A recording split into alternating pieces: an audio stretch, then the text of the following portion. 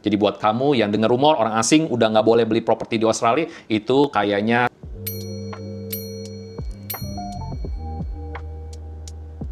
wah, banyak banget yang salah info nih. Kita bakal bahas topik yang lagi rame banget. Katanya orang asing udah nggak bisa beli properti di Australia. Eits, nggak gitu loh. Yuk kita lurusin biar nggak ada yang salah paham.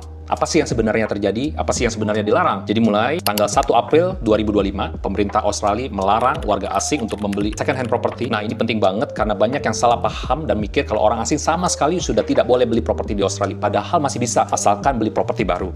Kenapa aturan ini dibuat? Karena pemerintah Australia pengen lebih banyak rumah yang tersedia buat warga lokal, terutama buat first home buyer yang kesulitan masuk ke pasar properti. Nah, kenapa beli second hand property sebagai orang asing itu sebenarnya nggak ideal?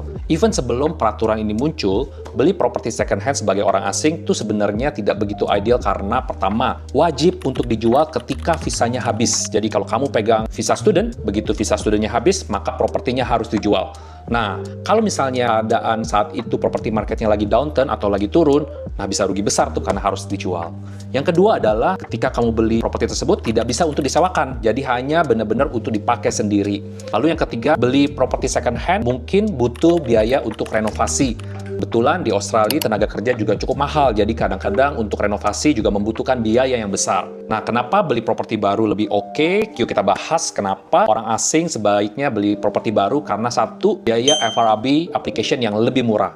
Kalau misalnya kita beli properti baru di bawah 1 juta, FRB fee-nya sekitar 14 ribuan. Tapi kalau beli properti second, harga FRB application-nya ini 3 kali lebih mahal. Lalu kedua adalah flexibility. Bisa dipakai untuk sendiri ataupun disewakan. Jadi kita bisa bebas memilih propertinya mau dipakai untuk apa. Yang ketiga adalah bebas memilih desain sesuai dengan selera. Bisa pilih floor plan yang sesuai, desain interior yang cocok, lokasi-lokasi yang kamu juga suka. Yang berikutnya adalah untuk biaya maintenance. Karena propertinya masih baru, biasanya juga ada garansi construction selama 7 tahun. Kalau ada kerusakan-kerusakan, biasanya developer atau builder masih tanggung jawab untuk memperbaikinya. Lalu yang berikutnya adalah potensial kenaikan karena properti baru biasanya dibangun di daerah-daerah yang berkembang dengan pesat atau sedang berkembang. Jadi potensial untuk capital growth-nya juga cukup baik.